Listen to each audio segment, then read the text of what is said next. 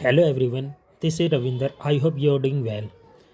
ये आज हम अभ्यास जो रेमो सर के द्वारा कराया जा रहा है, अभ्यास डीपीक्यू, इसके मैंने शॉर्ट से नोट्स बनाए जो मेरे को क्वेश्चन या तो मेरे से हुए नहीं या फिर सर ने इसका बहुत बेस्ट तरीका बताया है, मैंने इसका नोट्स बनाया है। ठीक है, जैसे मैं आपको एक क्वेश्चन दिखाता हूँ, इस डीपीक्यू करने का फ़ायदा क्या है। अब जब भी जैसे सेकंड नंबर क्वेश्चन है मेरा, ये सेकंड नंबर सीआई का क्वेश्चन है मेरा ये, कि इसमें मेरे को 12% की दर से 8 महीने का संयोजित चक्रवृद्धि ब्याज निकालना है। ये हम यहाँ तक आराम से इजी कर लेते हैं, लेकिन इस कैलकुलेशन को इजी वे में सॉल्व कैसे करनी है वो सर रेमू सर ने इतने अच्छे से बताया है कि आप पहले इसको अप्रोक्सी 26 मान लो। 26 मान लिया, 26 को 5+1 में कर लिया, फिर इसको हमने यहाँ पे इसका आंसर निकाल दिया। फिर सर जो इसका आंसर आया है हमने 26 लिया, इससे थोड़ा सा कम जाएगा, थोड़ा सा कम ना ऑप्शन देखा हमने ये मार दिया। सर ने इतना बेस्ट तरीके इसका बताया था। फिर अब हम आ जाते हैं, एक सेकंड नंबर क्वेश्चन है, इसमें यह बताया गया है कि ए बी हम किसी वस्तु को 11% लाभ पर बेचते हैं, बी सी को 8% की हानि पे बेचता है और सी डी को 13% के लाभ पर बेचता है। टोटल इतने रुपए में बेचा गया इसने, तो इसको बताना है कि ए ने कितने रुपए में इसको खरीदी थी। तो अब हम इसको ऐसे जनरली हम इसको निकालते हैं, लेकिन इसको मेन प्रॉब्लम इसकी ये है, इसको सोल्व करना इस कैलकुलेशन का बहुत ज़्यादा टफ का काम है, कि इसमें बहुत ज़्यादा टाइम टेकिंग का काम है। तो रेमो सर ने इसका बहुत अच्छा मतलब लॉजिक दिया था रेमो सर के द्वारा, कि सर ने कहा है कि अल्टीमेटली जब एंड में जो मैंने इसको एक सेकंड एंड में मैंने इसको इतने रुपए में जो डी ने इसे इतने रुपए में बेचा था, तो पहले 11% का प्रॉफिट पे, फिर 8% के लॉस पे, फिर 13% के लॉस पे, एंड में इतना में बिका था। यानी ए ने कितने में खरीदा होगा, जो भी इससे तो कम ही होगा, जाहिर सी बात है, इससे कम होगा तो ऑप्शन में देख लो, ये आंसर है, ये आंसर लगा दो। फिर ये डीपीक्यू और ये 7th नंबर का क्वेश्चन है ये अब यहाँ पर हमने इसको सोल्व करके यहाँ पर आ गए। इस कैलकुलेशन को सर ने बताया कि कैसे आसान करना है। जैसे 1.75 है, इसको हम कैसे लिख सकते हैं, 1 + 7 का 0.75 का मतलब 3.4 होता है। फिर हमने इसको यहाँ पे कैलकुलेशन करके इसका ईजिली आंसर निकाल दिया, ईजी आंसर निकाल लिया। और यही कैलकुलेशन जब पेपर में आते हैं ना, हालत ख़राब हो जाती है। बस सर ने इसको यहाँ पे आसान करना बता दी, इसी को मैंने नोट डाउन कर लिया कि मेरे को याद रहे कि इसको ऐसे सॉल्व करना है। फिर ये डीपीक्यू सेकंड है, ये वाला क्वेश्चन मेरे से हुआ नहीं था शायद, इसलिए मैंने लिखा ही। ठीक है, एंड ये वाला भी क्वेश्चन बहुत अच्छा था, रेमो सर ने डीपीक्यू सेकंड में कराया था ये। ठीक है, हाँ, और ये वाला क्वेश्चन, अब दो सामान छूट देने के बाद एक वस्तु का विक्रय मूल्य इतने रुपए है।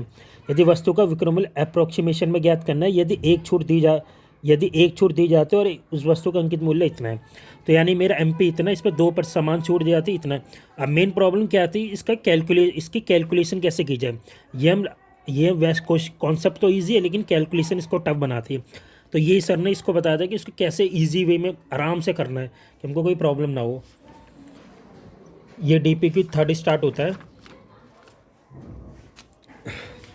ये डीपीक्यू थर्ड है। जो क्वेश्चन मेरे से नहीं हुए थे, या सर ने कोई बहुत अच्छी इसमें अपनी अप्रोक्सीमेशन की तरीका बताया था। जैसे ये वाला क्वेश्चन है, इस सॉरी, इसमें सर ने इतना अच्छा अप्रोक्सीमेशन बताया था कि बहुत जल्दी हो गया था, अदरवाइज इसको सोल्व करने में बहुत ज़्यादा टाइम लगता। ठीक है, ये देख सकते हैं आप, डीपीक्यू 5 में से मेरा एक क्वेश्चन ये वाला मेरे से नहीं हुआ था, तो मैंने इसको नोट डाउन किया था कि इसको रिवाइज करेंगे। ठीक है, 6,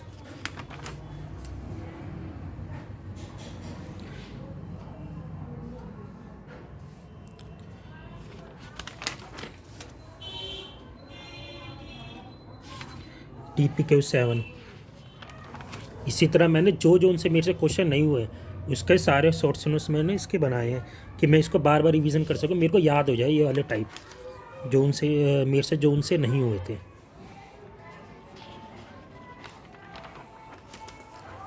ठीक है,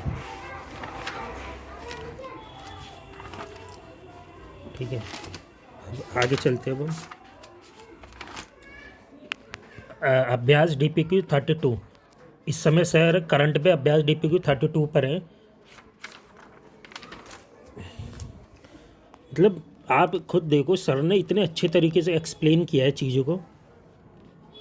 मेन है कि सर की जो कैलकुलेशन का तरीका है ना, वो बहुत मेरे को अच्छा लगता है सर का, रेमो सर का।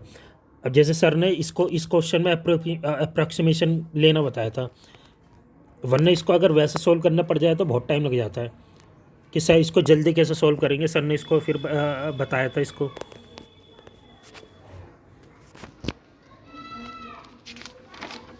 एक सेकेंड,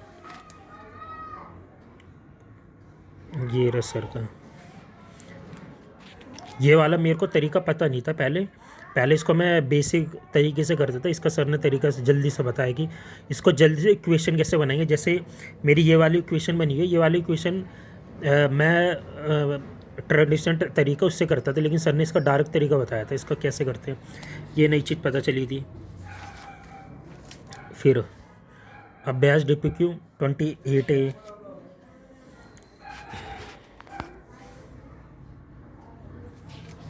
आई होप ठीक लगाओ। मतलब सर ने आपसे जोन से भी क्वेश्चन नहीं होता, या जिसका भी आपको अच्छी अप्रोच मिलती है उसको लिख लेना चाहिए, उसको बार बार करना चाहिए, वो याद हो जाए पेपर में। अगर इस तरीके से आएगा तो हम इजीली कर लेंगे। और एक तरीका और, जैसे हमें एक त्रिभुज की साइड दे रखी है, ये इसका परिवर्त की परिधि निकालनी है। अब इस परिवर्त की परिधि निकालने से पहले सबसे पहले हमें ये पता करना होगा कि ये ट्राइंगल इक्विलेटरल है कि नहीं है मेरा। जैसे एग्जांपल के लिए अगर 3 4 5 होता तो हमें डायरेक्ट पता होता इक्विलेटर है इसको, क्योंकि ट्रिपलेट बन रहे हैं। अब सर ने इसको बताया था कि इसके ट्रिपलेट को कैसे चेक करें कि इक्विलेटर है कि नहीं है। तो सर ने बताया था कि जो ये 56 और 65 है, यानी जो सबसे बड़ा और उससे छोटे वो लेंगे, उसका स्क्वायर, इसको स्क्वायर को माइनस करेंगे। तो ये अगर ये इसके बराबर आ गया तो ये एक ट्रिपलेट है। ट्रिपलेट है तो फिर हम इजीली में ट्रिपलेट है तो हमें पता ही है ट्रिपलेट में क्या होता है। जो हाइपोटेनियस की जो हाइपोटेनियस का हाफ होता है वो हमारी रेडियस होती है। हम डायरेक्ट फॉर्मूला रखेंगे, आंसर आ जाएगा। अगर इसके ट्रिपलेट ही सर ने जो सबसे अच्छा तरीका इसका ट्रिपलेट बता दिया कि ट्रिपलेट कैसे पता करेंगे कि ट्रिपलेट है कि नहीं है, ये मुझे नहीं पता था, सर ने बताया मेरे को।